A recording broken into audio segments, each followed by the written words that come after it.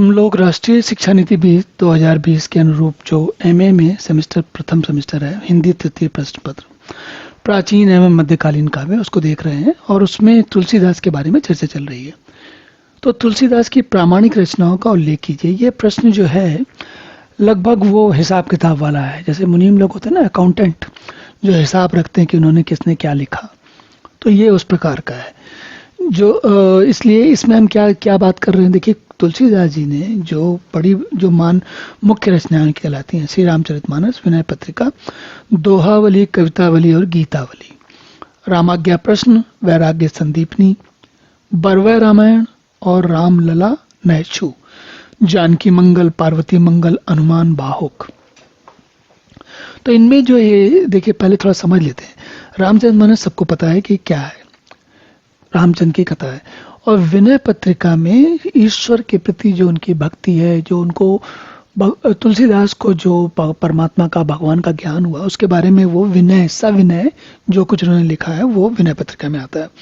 इसी प्रकार दोहावली में दोहों के माध्यम से पूरी रामचरितमानस के सातों खंडों का होता है। कविता में, कवितावली में सवैया, भक्ति आदि छंद होते हैं, उनके माध्यम से मानस की कथा आती है। और गीतावली में श्री कृष्ण पे लिखा है इन्होंने ब्रज भाषा में। इसी प्रकार रामाज्ञा प्रश्न आप समझ लीजिए, जैसे वो नहीं रोज सुबह सुबह राशिफल वाला बताता है कि आज तुम्हारी इस राशि का ऐसा होगा वैसा होगा। तो इसमें क्या है कि तुलसीदास जी ने एक बड़ा मनोरंजक कार्यक्रम बनाया था, उसको रामशाला का भी कहते हैं और रामाज्ञा प्रश्न भी होता है।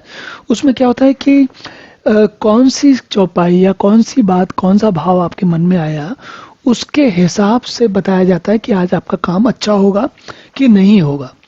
तो ये एक थोड़ा देखिए, सामान्य व्यक्ति के जीवन में यही समस्या होती है, उसके कुछ ना कुछ काम अटके होते हैं, उसको लगता है कैसे होंगे कि नहीं होंगे कि क्या होगा।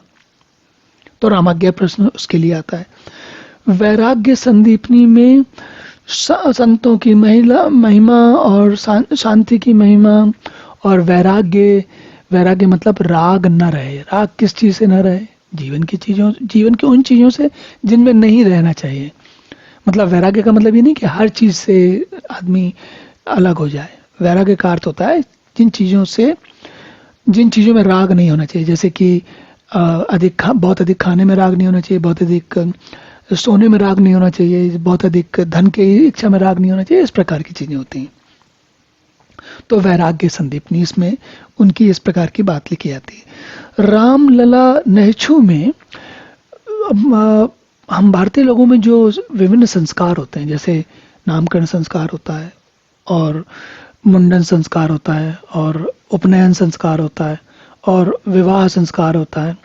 तो इस प्रकार 16 संस्कार होते हैं। तो उन संस्कारों के लिए, सामान्य लोगों के उपयोग के लिए लौकिक कृतियां क्या हैं, वो उन्होंने रामलला नैछू में लिखी हैं। तो ये जो है मुख्यतः लौकिक कृति है, बाकी सारी में अलौकिक भगवान की बात होती है। इसमें लौकिक मतलब कि जीवन की बात होती है, मनुष्यों के सामान्य जीवन की बात होती है। इसी प्रकार जानकी में मंगल में तुलसी और ये जानकी मंगल जो है विवाह विषय, ये भी केवल विवाह के लिए, जो गृहस्थों के लिए समझने वाली पुस्तक है ये, और विवाह के में इच्छुक रहने वाले लोगों के बारे में के जो उनके भाव तुलसीदास जी के हैं उन्होंने इसमें व्यक्त किए हैं। पार्वती मंगल में भगवान शंकर जी की भक्ति को बताया है। हमने देखा है ना कि तुलसीदास जी जो है समन्वय का काम कर रहे थे। तो विष्णु भक्त और शिव भक्त, उनके बीच में झगड़ा नहीं हो, तो तुलसी ने ये ब्रिज बनाया, पुल बनाया दोनों लोगों के बीच में। अब ये आता है हनुमान बाहुक। इसका सबसे अधिक उपयोग करते हैं लोग बाग जो किसी आपत्ति विपत्ति में फंसे होते हैं, चाहे वो शारीरिक विपत्ति हो।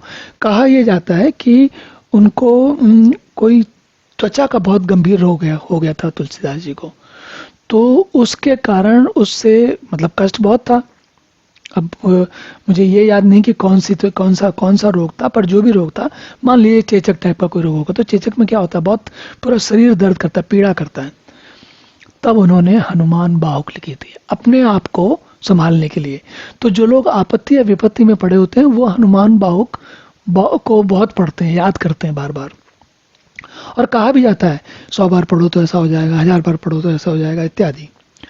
तो इस प्रकार हनुमान बाहु तक इनकी जो ये 13 रचनाएं हैं जो मोटी मोटी जानी जाती हैं। एक और तुलसी सतसई की बात होती है, लेकिन इसके बारे में लोग कहते हैं कि ये आवश्यक नहीं कि सही हो उनकी हो।